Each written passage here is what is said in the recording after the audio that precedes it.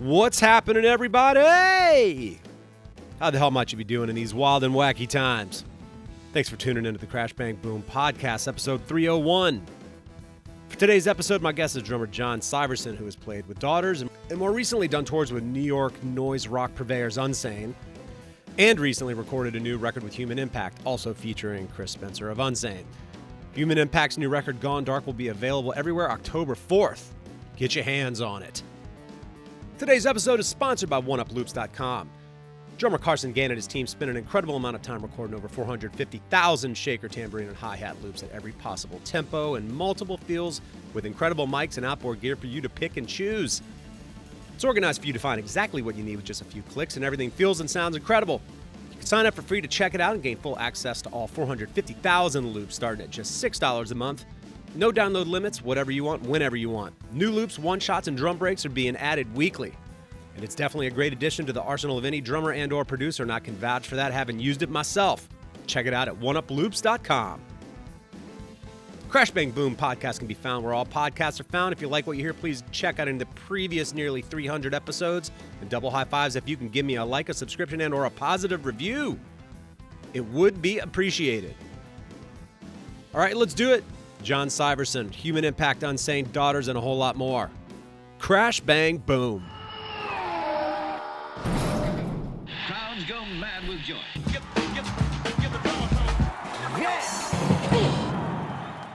All right, I'm here with John Syverson for the third time. I believe you're the only other person, maybe other than Sebastian Thompson of Baroness and Trans Am, that's been on 3 times. So congratulations, man. You're in a rarefied space here, buddy. Yeah. Well, thank you very much. Yeah, man. Dude, it's been a minute. The last time we spoke was right around when COVID was happening. Not too long into it, you had just worked with Alex Marshall on his solo record. The first time we spoke was right when You Won't Get What You Want had come out with Daughters. And so that was probably 6 years ago. And then 4 years ago would have been the last time we spoke. So I feel like you've been through all kinds of shit between Unsane, now Human Impact, carpal tunnel issues, all that shit. We got to talk about all that, man. How have you been, generally speaking? Okay. Well, what you just said points out how time has just been blurring and moving fast. So Yeah. all is good here, man. I just had a kid 2 months ago. Whoa, congrats.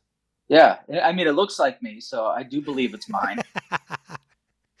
I've got a 4 and a 6-year-old, and for that first year or so of the youngest one that is now 4, that was in a New York apartment with the 2-year-old at that time. Hence us moving to Salt Lake City with my wife's job for like a year and a half, and then now almost just a little over 2 years, we moved just south of Atlanta. So since I talked to you last, I went from New York to Utah of all places, and then now to Georgia.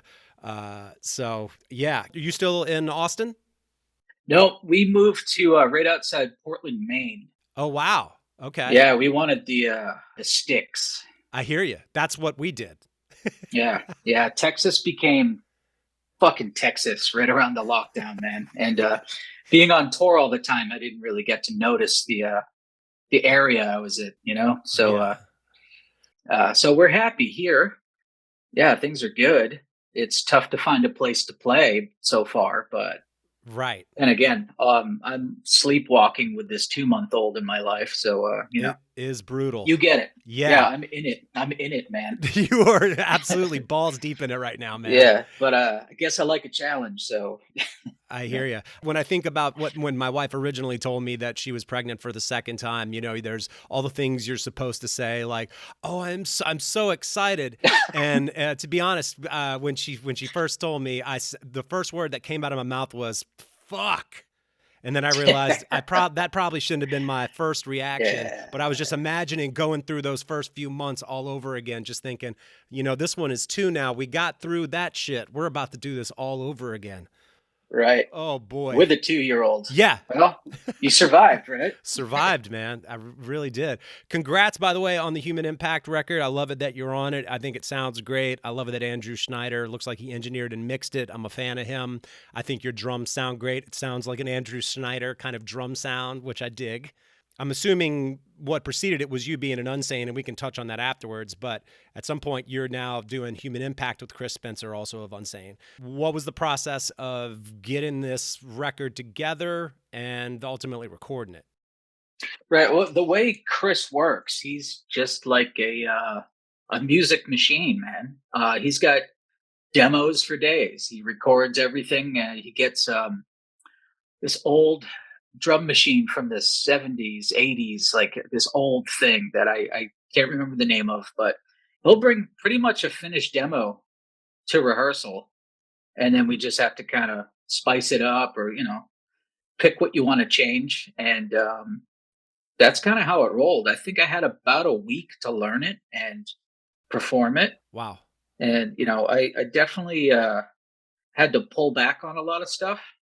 And I went in cold. So there was a day that I had to cancel a rehearsal because my knuckles had swollen over. And yeah, it's just like, wow, my age is starting to show.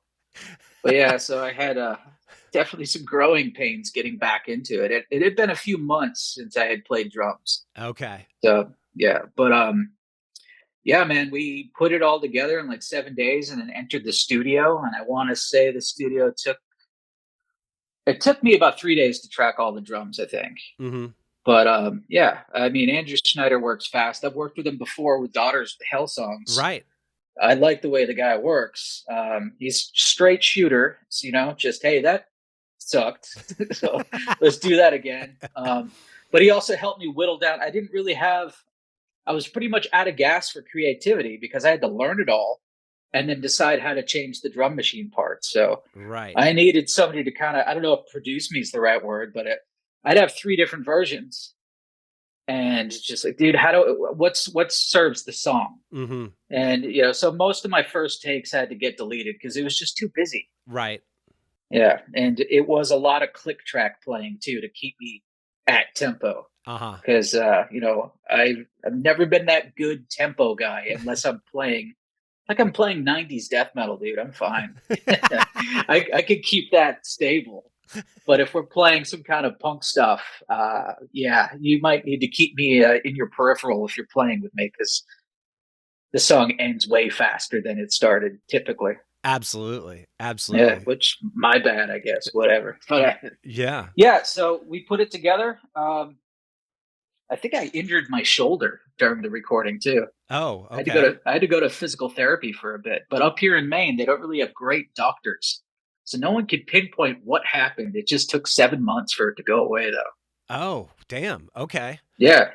So, age. Yeah, I had an accident, and my shoulder isn't quite right, but I flew off of a bicycle and braced myself when I hit the concrete, and it fractured my upper humerus and totally fucked up my rotator cuff. So I had to go through a bunch of physical therapy for that, and to this day, it's still a little wonky. It's not 100%. I don't think about it too much. Sometimes if I sleep on it on my right side too much, then I'm like, oh fuck, and then I go to my left side, and then my elbow starts bothering me again. It's like this toss up of like, you're kind of fucked either way. Just welcome to the aging process. I don't know what else to chalk. Yeah, man. I mean, luckily these boom stands on my kit can move around. So the kit used to be out here, and now it's gradually all coming in just in front of me. So right. What are you going to do? I hear you. I'm realizing you said Portland, Maine, not Portland, Oregon. So the northeast coast. Yeah. Not northwest. Gotcha. Yeah. I'm in Westbrook, which is like 10 minutes from downtown Portland. So originally I was a northeast guy. So yeah, exactly. I dig it. Yeah. Plus I'm so far north. There's nobody around that I know. It's pretty rad. I guess I'm getting into that old curmudgeon state of my life where I just need to be left alone. Right. We're on 12 acres in this big ass house out here, and like all my friends that are like single or don't have kids when they come out, like I've gotten everything from I would kill myself out here if I lived here to like my other buddy that came, he's like, do you not just get hellaciously depressed out here? And I'm like, wow. Not with one, I don't mind the space, I enjoy it, I like being able to make noise, shoot guns, do whatever fucking dumb redneck shit I can do. And when you have kids, it's just a different story. They're constantly in your peripheral, speaking of which, and they just kind of consume you. So I don't think about it that much, to be honest. Yeah, yeah. It's I mean, if you got single friends, it's going to be two different realities there, anyways. Totally. Yeah. Totally. I love, by the way, I'm a fan of Upper Maine, up into Bahaba, as they say, up there with their hilarious accents. But it's Oh yeah. literally like one of my favorite places, like in the United States and beyond. I love going there, even if just to go through Acadia National Park, go out to the coast, eat lobster, drink wine, just fucking hang out. It's beautiful. The air is crisp. I love it up there. Yeah, man. We've gotten to be out there a few times off season Yeah, because that place gets a little Maine's vacation land, which it is. I didn't notice that until I got here, and from May till September, it's just fucked. But whatever. Right, man.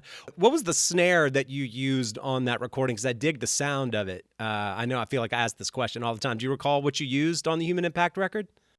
Yeah, we used the Black Beauty, It and was. we also and there was I have a DW, like those TI titanium Uh-huh. snares, so we just mixed it up between those two, Right on. and that's something Schneider would help me with the sounds.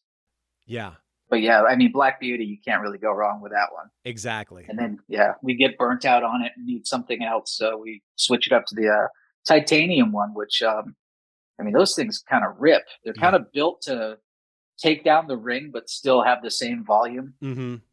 So yeah, I mean I'm Black Beauty all the way, but the titanium one's still pretty sweet. Nice, man.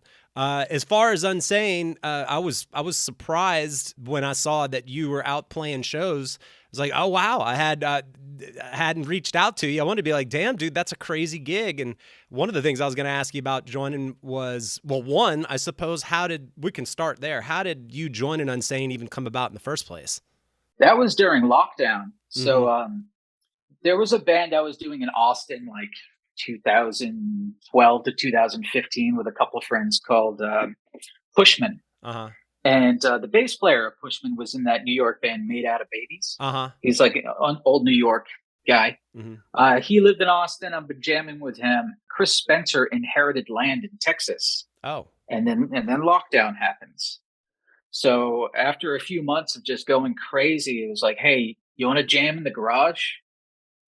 Maybe we'll do some Unsane stuff or just see what happens. Like we were all jumping out of our skin. Yeah. And we ended up learning like the first couple Unsane records.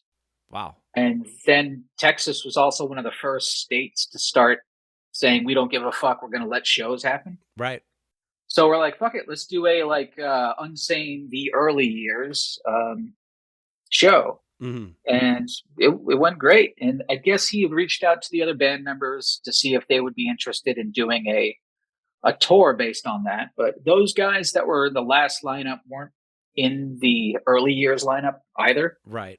So when they kind of said no, and this is also around lockdown time, and we just decided to kind of book more shows. And then more shows got offered, more shows got played, just Yeah. kind of went down that trajectory. And he also had the Human Impact, which he had other members in that band, which got busy with their other bands. Right. So we just kind of kept the core lineup together, and we did a tour and decided to write a record together. So that's kind of how it fell. Did you wait? Did you record a record with Unsane? We actually, some of these songs, we were trying to write a record, and some of these songs started as Unsane demos. Okay. And then we were like, we owe Ipecac a record. We should probably get on that. And Unsane, we're still talking about it, but it's ultimately on what Chris wants to do. Yep. So Unsane could do 1,000 different things at the moment. Like he could get together with the other guys and do whatever. He could stick with us. That guy can do whatever. So Yeah. I guess I'll wait for the phone call on that one. Yeah, exactly. I when in listening to the Human Impact record, I was thinking to myself, well, this does remind me at times more so of Unsane than maybe the prior record, which is interesting that you mentioned that. But then again, it's also Chris Spencer, so it's impossible for me to not associate Unsane with that anyway. But I dig the like sample in keys that kind of gives it this strange kind of industrial like quality. I dig that aspect of the Human Impact stuff, which I think really kind of puts it in a different world, so to speak. Yeah, totally. Yeah, it's definitely. I wouldn't mind if the band goes fully industrial one day, just to hear what Chris Spencer does with that. But Right. yeah, we are kind of leaning into that a little more. And but yeah, you can't take that Unsane sound from Spencer. Like all his other bands have that. It's Chris Spencer. So Straight up. yeah, And the guy from Cop Shoot Cop that's doing the keys and samples and whatnot, what's his name again? Jim Coleman, That's right. the mighty Jim Coleman. I dig what he brings to it, man. Were you around when he was recording his parts, or did they do them all separately? We only did drums and bass and some guitar in the studio with Schneider. Okay. And then Jim just kind of did scratch takes and did everything at his home studio, sent it into Schneider. But Gotcha. he pretty much had like 99% of that stuff written while we were going through it. So Wow. And where's Jim located? I believe he's Savannah, Georgia. Oh, wow. Okay. So he's closer to me. Yeah, yeah. Gotcha. Y'all are all spread out, man. And then Chris is still back in Texas, correct? No, Chris, well, that's land he inherited. So he goes in and out, but he is in north of the Bay, like California. Okay. I forget the name, Guerneville, I think. Okay. Out there in the boonies, really. But yeah, so we're as far apart from each other as it can get. Yeah. So, I mean, when it comes time to rehearse, if that's going to be the case, it's a matter of everyone converging at a specific place and getting it done. Yeah, it's a big commute to rehearse. But I don't know. It makes it kind of fun, and there's no downtime to fuck around. Like we have to treat this time well and pull it off. So that's an element I'm not used to, but it's rad. I dig it. Yeah, man. Now, I know on the first Unsane record that came out in '91, they had a different drummer than Vinny Signorelli. I believe Charlie Andrus, if I'm pronouncing that right. But definitely a little bit of a different style, maybe a little more up-tempo. And then I feel like Vinny could really fucking lay way back into stuff. Was it strange or tough sort of navigating those different feels in Unsane? I mean, you mentioned kind of you're more comfortable probably playing at faster tempos. Was it kind of hard acclimating yourself to some of those slower kind of big, slow tempos with Unsane? Well, look, Charlie's beats I think were more natural for me to get comfy with, but the stories I was hearing about him, he's not with us anymore, but the stories I was hearing about him was like he was kind of learning the instrument at the same time as those records were being recorded. And he's got the strangest choices probably based on that. So trying to figure out what he's doing was funny. And he always has this thing that I call the party beat, because I don't understand how you write that besides by accident, and then you just know how to repeat it.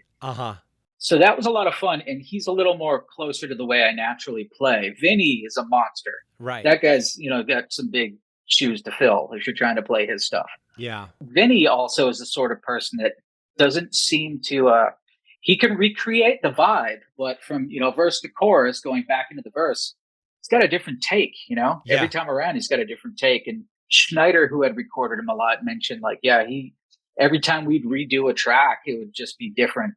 So, Vinny just kind of gets in there and kind of goes off feel. I'm more of a calculated guy, I guess. I just like kind of know the part and repeat it, so I do like what I learned from kind of learning Vinny's parts a bit. Yeah. Just kind of be loose, man, and just pay attention to the song. But I mean, two different worlds for sure, but very enjoyable, both parts. Hell yeah, man. At some point, was it during the Unsane run, it sounds like you started to develop a little carpal tunnel thing happening? Yeah, that's where I kind of noticed it getting kind of bad. I guess honestly, the last year of touring with Daughters, it was like just everything hurt, But when I started playing with Unsane, it's just like this is different. This is weird. It's not painful, but it's pins and needles. And just had to go to a doctor. I don't know if you've ever had a carpal tunnel test. Thankfully, no. They basically, from your shoulder to your fingertips, electrocute you. And then they time how long it takes the current to get from here to here. And that's how they determine if you have it or not. Oof. So, just got electrocuted, just lit up by doctors one day. And it's a specialist, so it costs a lot of money. So, just paid. It's great. Right. But yeah, it basically, if it acts up, I have to sleep with a brace, keep my arms straight. So just sleeping like I've got casts on my wrists overnight, which works out great. The Yeah. wife does not like this at all. Right. But it is what it is. If I'm on tour and you're sleeping in the same hotel room as me, you might hear me just swearing and freaking out in the night because I forgot I have two braces on my arms and I'm a fucking nightmare. But yeah, that's what I'm supposed to do if it gets weird on tour. Gotcha. Apparently, it's I like to sleep with my hands kind of bent up, Mm-hmm. and that'll cause it to get swollen. And Yep. that next show will be interesting. I'll be throwing sticks the whole show. Huh. So you didn't get surgery for it? No, they say I'm not at that level. They say if I can sustain it like this and keep it good, I should be able to maintain. Okay. But age is probably not going to help. So we'll see. Absolutely, man. Are you still doing tour managing to some extent? I know that's been something you've always done. Yeah, that's still the gig when I'm not touring as a drummer, but I've taken that mostly remote these days, so I can kind of be wherever. Nice. It's been a bit since I've actually been on tour with the group I'm looking after. Yeah. So yeah, that's the paycheck, man. That's the job, I guess. Well, at least you can do it remotely, man, and especially now that you're seeing how insane and demanding it can be having such a small kid around.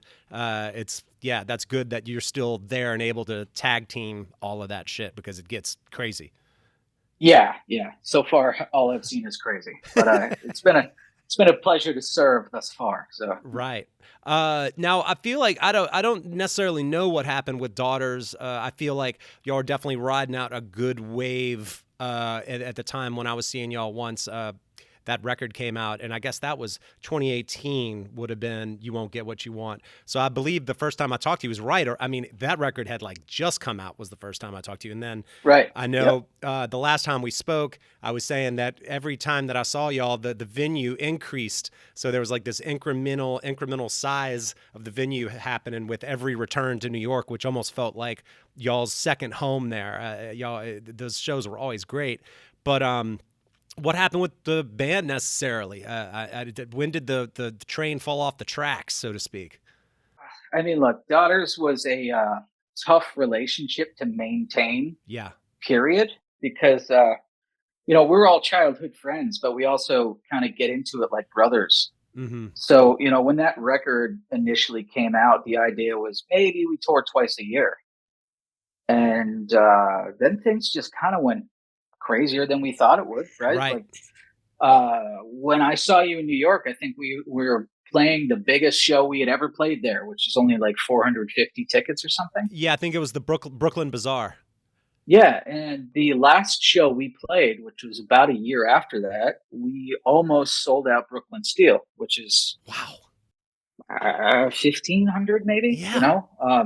Granted, Health was on tour with us, and they definitely helped, but for us to get on that stage after only a year before playing St. Vitus or Brooklyn Bazaar, right, that was a bit terrifying, right? Because now it's in those small bar shows, if I drop a stick and make a fool of myself, it's funny for a second. Everyone gets it because it's punk rock. But now it's just embarrassing and fucking weird. And I can't even see the back of the fucking room, Yeah. So it was a lot of fucking growing pains getting used to it. Us having all these weird DIY habits on big stages like that didn't work out either, Uh-huh. So there was a lot of growing pains. But I don't know how much you know about what happened with Daughters, but this singer got into some trouble and there was some pretty brutal accusations made. And right. Yeah, he kind of just went into hiding and mental health recovery. And the band we all got pretty attacked on that one. Mm-hmm. And, we learned a thing or two about what happens when accusations like that fly these days. And, right. It's a delicate thing to say because sure. I guess you're expected to proclaim your stance one way or the other. Mm-hmm. I can't. It was made clear to me I'm not allowed to just keep my opinion or my privacy to myself. Right. So I had to take a step back from these things. And one thing that's terrible about it is touring with Unsane. People will still find me and either they'll take an extreme version of this side or that side, and I'm not looking for it, but I'm either getting attacked or, I'm told like, oh, fuck this. So it's tough, man. The band went exploded about as terribly as it could. Mm-hmm. But I don't know. We're still working out what to do, if we can do anything with this project. We're still writing music, me and the guitar player. Yeah. We just don't know how to proceed. Right.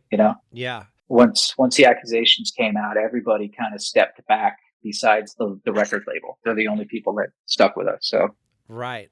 If the other members say we're putting the band on pause, that should, I would think that people wouldn't immediately, through association, have an accusatory tone of the other members having not been associated with that. But it sounds like that's not what was going on. No, I've had some interesting confrontations, and I call them confrontations because they were legit, like, brutal.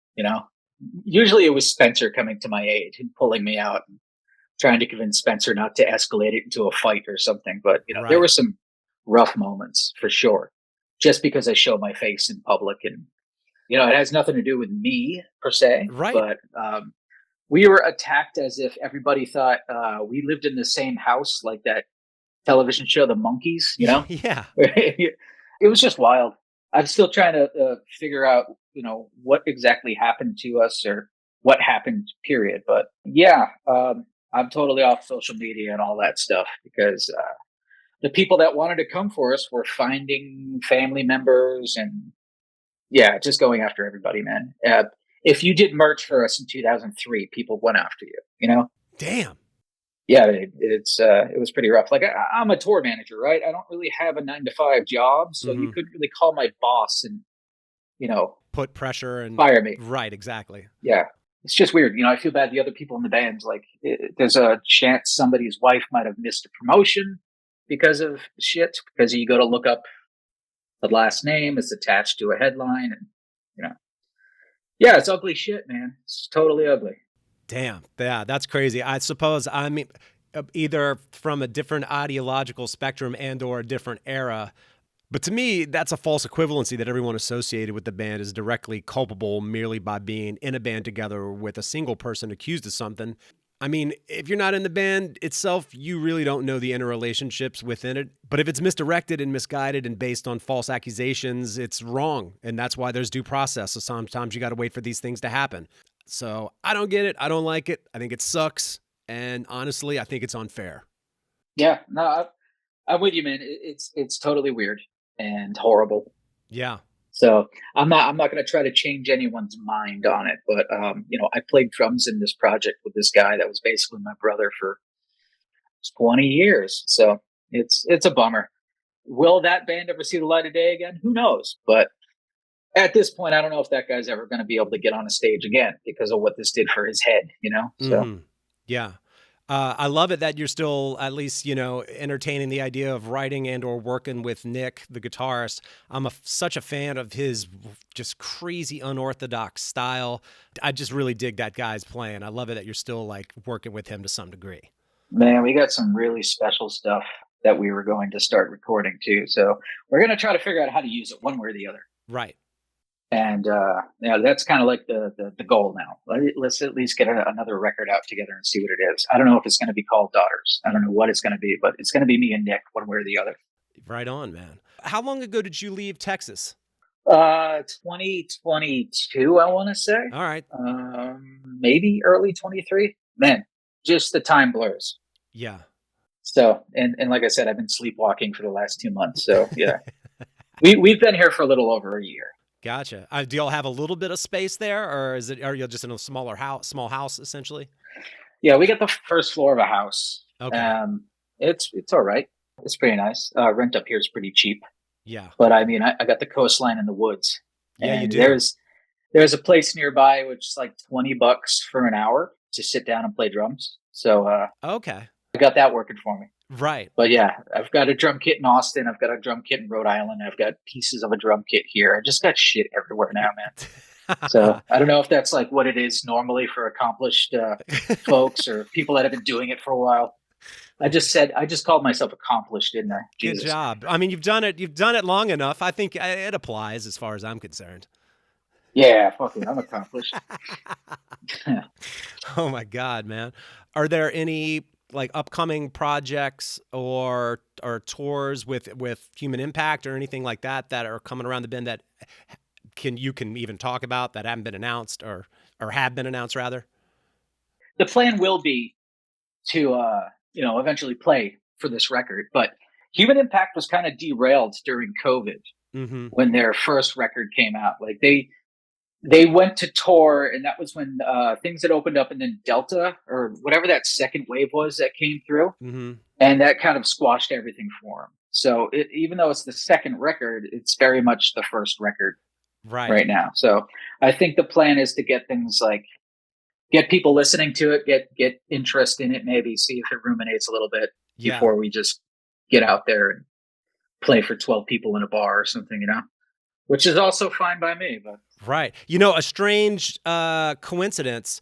The last interview that I did in person in New York for the podcast was Phil Paleo when Human Impact played at St. Vitus. And that was the last show St. Vitus would have for easily over a year. It was like March of 2020.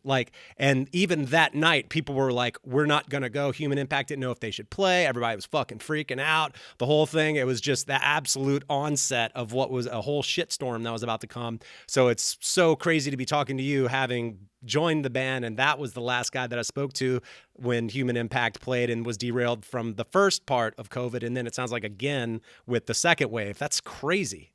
Yeah, man. It's clear that Chris and Jim have a little PTSD from those things, And I mean, the tour I did with them in Europe, I want to say ended 2021. Mm-hmm. We had to cancel the last 7 shows because Jim caught COVID. Oh. Yeah. So, I mean, yeah.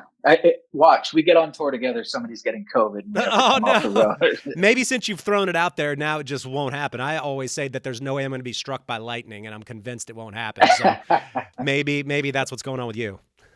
Here's hoping, man. Here's hoping. Hell yeah, man. Well, John, it was great talking to you, man. I appreciate the time. Always great to catch up with you. Glad you're getting a little peace of mind up there in the beautiful Northeast. And good luck going forward, man. I hope to catch up with you and see Human Impact, Unsane somewhere, some project live at some point soon. Absolutely, man. Thanks for hanging out with me for a little bit. Absolutely.